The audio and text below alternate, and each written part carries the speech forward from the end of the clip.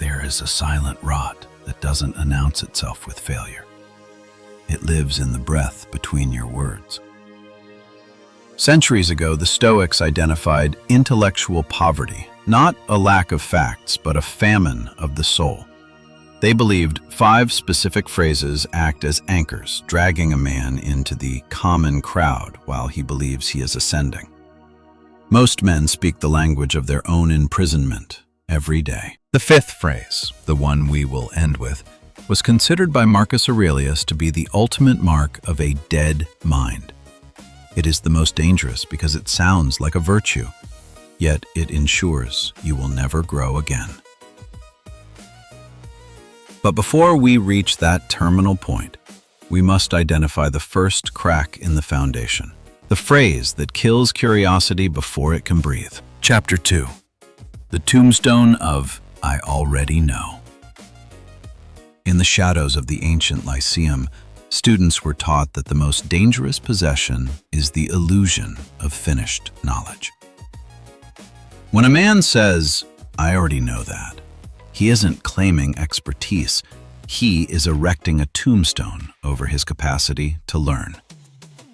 Epictetus noted that it's impossible to learn what you think you already know. Every time these words leave your lips, a door in your mind clicks shut, locking you in a room that gets smaller every year. It is the ego's way of protecting itself from the discomfort of being a novice. Yet, while closing the mind is a tragedy, there is a second phrase that does something far more insidious. It abdicates the very throne of the self. Chapter 3. The Victim's Litany. The second phrase of intellectual poverty is, it's not my fault.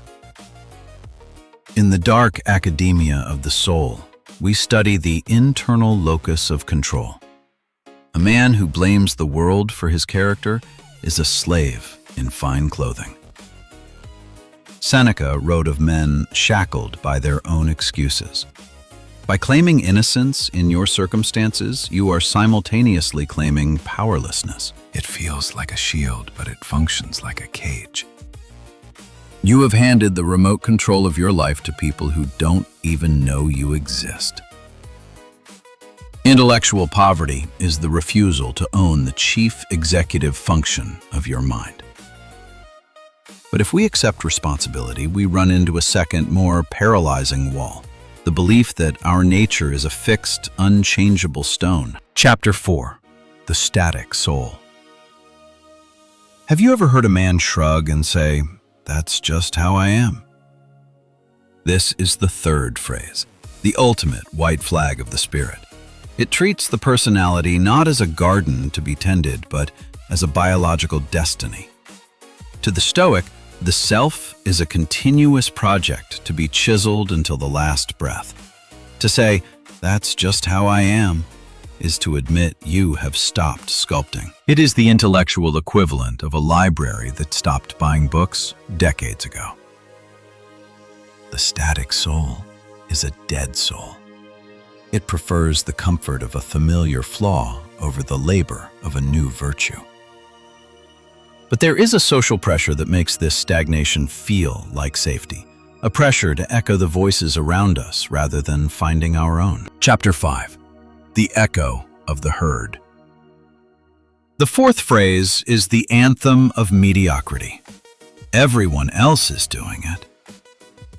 Intellectual poverty is rarely a solitary condition. It is a contagion.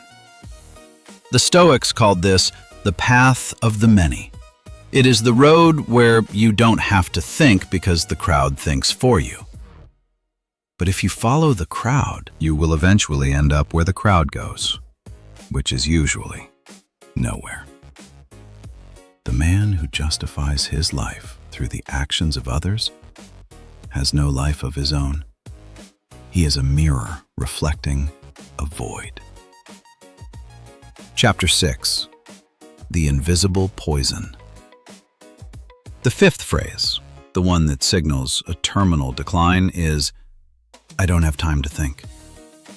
We wear our busyness like a badge of honor, but the Stoics saw it as active laziness.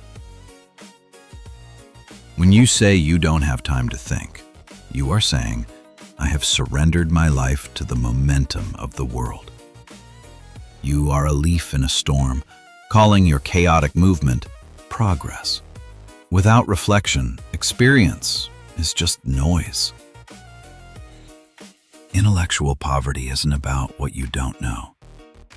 It's about what you refuse to examine. Are you building a library of the mind, or are you just decorating a tomb?